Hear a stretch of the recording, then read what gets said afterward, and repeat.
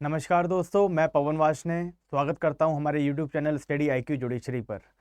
तो आज थंबनेल देखकर आपको ये पता लग ही गया होगा कि हम किसके बारे में बात करने वाले हैं।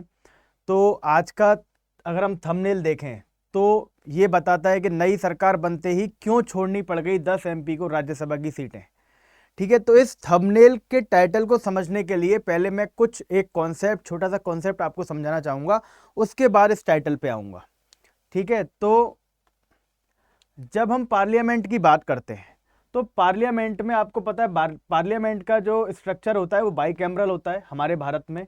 यानी कि ऐसा पार्लियामेंट जहां पर दो हाउसेज हैं, एक हाउस को बोलते हैं राज्यसभा और एक हाउस को बोलते हैं लोकसभा। लगभग इतनी जानकारी हर नागरिक को होनी चाहिए। ठीक है, तो राज्यसभा में हमें पता है कि राज्यसभा में 250 सीटें हैं, लोकसभा में 550 सीटें हैं।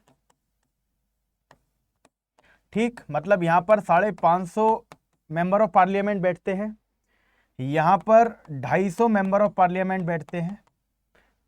ठीक है, अब वो कैसे चुने जाते हैं, कैसे उनका इलेक्शन होता है, कैसे नॉमिनेशन होता है ये एक अलग टॉपिक की बात है। ठीक है, बट आज मैं जिस टॉपिक को आपको समझाने जा रहा हूं उसके लिए केवल इतना जानना जरूरी है कि हमारे पार्लियामेंट में दो सदन होते हैं, दो हाउसेज होते हैं, एक का नाम होता है राज्यसभा, एक होता है लोकसभा। ठीक है, इसमें 550 सीट होती हैं, जिसमें अभी आपने देखा कि 543 सीट पर इलेक्शन हुआ और 543 मेंबर ऑफ पार्लियामेंट चुनकर इस लोकसभा में यहां पर आ गए इन सीटों पे। ऐसे ही राज्यसभा में भी इलेक्शन होता है, बट वहां के इलेक्शन का जो तरीका होता है वो लोकसभा से अलग होता है। ठीक, तो यहां भी क्या होता है, यहां भी 250 लोग जो कि मेंबर ऑफ पार्लियामेंट होते हैं, मेंबर ऑफ राज्यसभा, वो यहां पर बैठे हुए होते हैं। ठीक है, तो इतना आपको क्लियर कि मेंबर ऑफ पार्लियामेंट राज्यसभा का भी मेंबर हो सकता है और लोकसभा का भी मेंबर हो सकता है। ठीक है, अब यहां पर अगर मैं टाइटल की बात करूं तो टाइटल कहता है कि नई सरकार बनते ही, मतलब ये जो 18वीं लोकसभा है इसका इलेक्शन हुआ, सरकार बनी और सरकार बनते ही इलेक्शन होते ही 10 MPs को राज्यसभा की सीट छोड़नी पड़ी। अब ये हुआ कैसे ये मैं आपको समझाता हूं।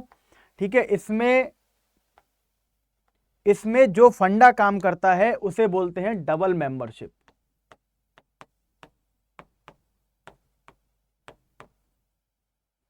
इसमें जो फंडा काम करता है उसे क्या बोलते हैं, डबल मेंबरशिप। डबल मेंबरशिप का मतलब ये होता है कि एक व्यक्ति एक ही साथ दो हाउसेस का मेंबर नहीं हो सकता। एक ही व्यक्ति एक साथ दो हाउसेस का मेंबर नहीं हो सकता। तो इस बार हुआ क्या,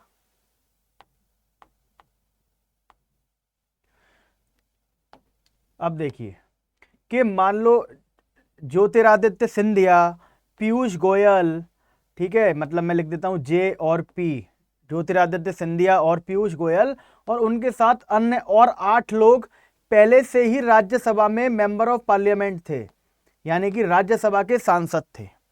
ठीक है, क्योंकि उन्होंने कहीं ना कहीं बीच में पार्टी को ज्वाइन किया, पार्टी ने उन्हें क्या कर दिया, राज्यसभा में नॉमिनेट कर दिया और राज्यसभा का सांसद बना दिया।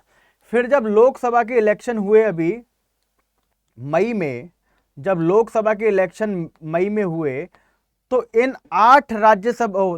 10 राज्यसभा के सदस्यों ने क्या किया, लोकसभा का इलेक्शन लड़ा। ठीक है, लोकसभा का इलेक्शन लड़ा और इलेक्शन लड़ने के बाद इलेक्शन को जीते भी। ठीक है, मतलब राज्यसभा के 10 सांसदों ने लोकसभा का इलेक्शन लड़ा और लड़कर इलेक्शन जीते भी और लोकसभा के मेंबर बन गए। तो डबल मेंबरशिप का जो फंडा है, डबल मेंबरशिप का जो रूल है, वो ये कहता है कि यदि कोई एग्जिस्टिंग हाउस का मेंबर, मतलब जो पहले ही किसी हाउस का मेंबर हो, वो अगर नए हाउस का इलेक्शन लड़ता है, मतलब ये पहले से राज्यसभा के मेंबर थे, इन्होंने लोकसभा का इलेक्शन लड़ा और जीत गए, तो इनका जो पुराने हाउस वाली जो सीट होगी, मतलब जिस हाउस में ये पहले मेंबर थे, वो जो सीट होगी वो क्या हो जाएगी, वो वैकेंट हो जाएगी, खाली हो जाएगी। तो इस वजह से ये 10 सांसद जो थे, इन्होंने लोकसभा का इलेक्शन लड़ा, वो इलेक्शन जीते और यहां पर लोकसभा में अपनी जगह बनाई। तो ये जो इनकी राज्यसभा में सीट थी, ये क्या हो गई, यहां पर वैकेट हो गई। अब होगा क्या, अब यहां पर वैकेंसी निकाली जाएंगी, अब तक निकल भी चुकी हैं। अब यहां पर नए लोग इन सीटों पे आके एमपी बनेंगे। ठीक है, तो ये डबल मेंबरशिप का फंडा होता है। इससे होता क्या है, इससे ये रूल कहता है कि एक सदस्य दो हाउसेस में, दो सदन में एक साथ मेंबर नहीं बन सकता। अगर कोई सदस्य किसी हाउस का, किसी सदन का पहले से मेंबर है और वो दूसरे सदन का इलेक्शन लड़ लेता है और जीत जाता है, तो पुराने सदन वाली, पुराने हाउस वाली जो सीट होगी वो उसकी क्या हो जाएगी, ऑटोमेटिकली वैकेट हो जाएगी, जैसा इस केस में हुआ। ठीक है, तो आशा करता हूं ये डबल मेंबरशिप का फंडा और ये थंबनेल आपको पूरी तरह से क्लियर हुआ होगा। आगे इसी तरह से लीगल कॉन्सेप्ट्स लेके आते रहेंगे। आज के लिए धन्यवाद।